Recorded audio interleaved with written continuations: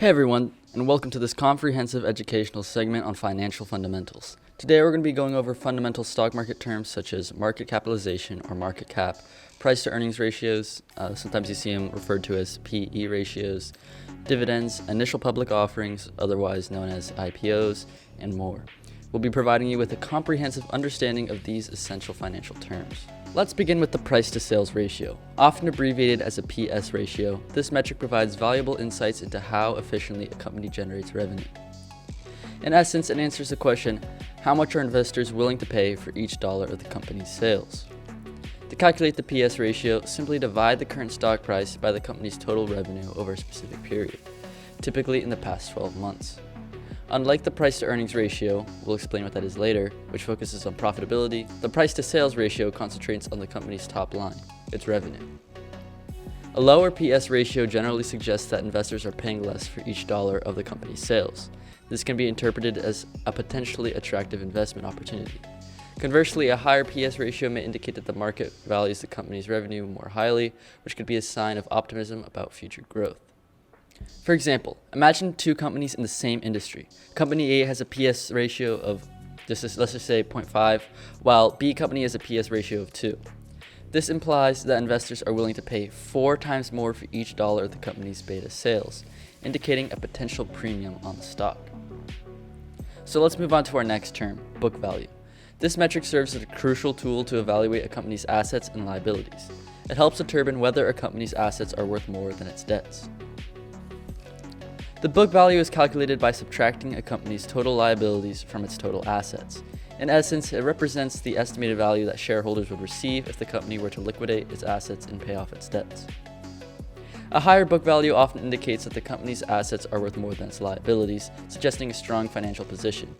This can be seen as a positive sign for investors as it reflects a certain level of safety and value in their investment. Now let's explore earnings growth, a pivotal metric that offers insights into a company's expected increase in profits over time. This is vital for investors seeking long-term capital appreciation. Earnings growth is all about the future. It measures the anticipated growth in a company's profits, which in turn can influence its future profitability and potential stock price appreciation. Companies with robust and consistent earnings growth often attract investors looking for sustainable long-term investments. Steady earnings growth can indicate a company's ability to adapt, compete, and generate increasing profits over time. For example, consider a company that has consistently grown its earnings by 10% per year for the past decade. This track record may signal a sound investment opportunity as it suggests the company's ability to adapt and thrive in a changing market. So, now that we've explored these key financial terms, it's crucial to differentiate between penny stocks and larger capitalization. These terms refer to the size and market value of the companies, which can significantly impact your investment strategy. Penny stocks are low priced, typically trading for less than $5 a share. They're often associated with small or emerging companies or companies that kind of dipped, you know what I mean. Investing in penny stocks can be enticing due to the potential for substantial returns, but they come with higher risk. On the other hand, larger cap stocks belong to well-established companies with market capitalizations in the billions. These companies are typically more stable and have a proven track record. While they may offer slow growth compared to penny stocks, they are generally considered safer investments. When investing in penny stocks, it is crucial to conduct thorough research, as they can be volatile and susceptible to sudden price fluctuations. Larger cap stocks, while offering stability, may not provide the same growth opportunities as smaller, high-risk counterparts.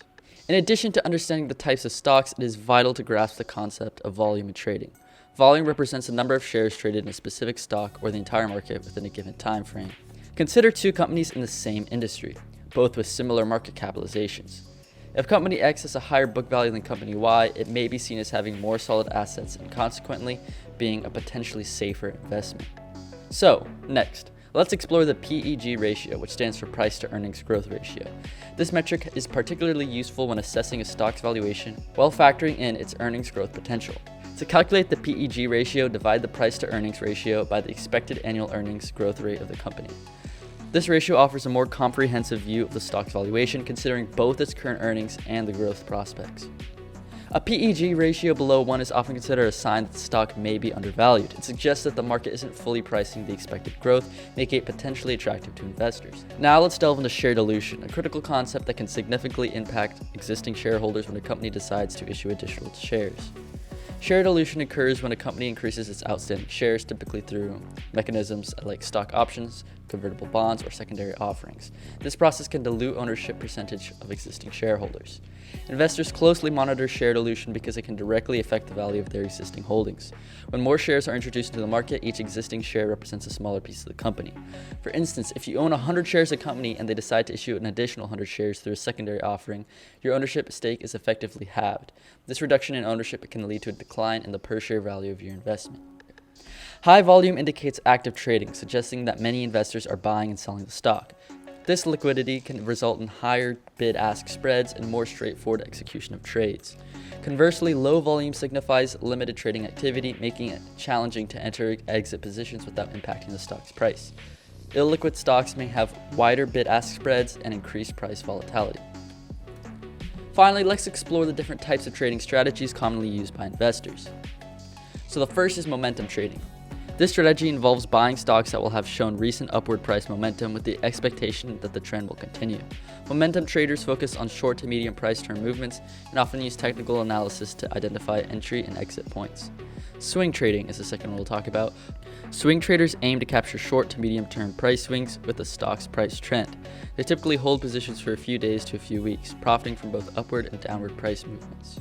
The third strategy is value investing. Value investors seek stocks that they believe are undervalued relative to their intrinsic worth. They focus on long-term fundamentals, such as a company's financial health, earning potential, and market position. In conclusion, we've expanded our financial knowledge and terminology to include price-to-sales ratio, book value, PEG ratio, share dilution, penny stocks versus larger caps, volume, and types of trading. Now with this, you can pretty much go and watch any investing video and pretty much know what they're talking about. These concepts provide a deeper understanding of the intricacies of the financial world. Remember, the key to successful investing is not just knowing these terms, but applying them thoughtfully to your investment decisions. Thank you for joining us on this comprehensive journey through the realm of finance. As you continue your financial education, you'll be better equipped to make informed investment choices and navigate the dynamic world of finance.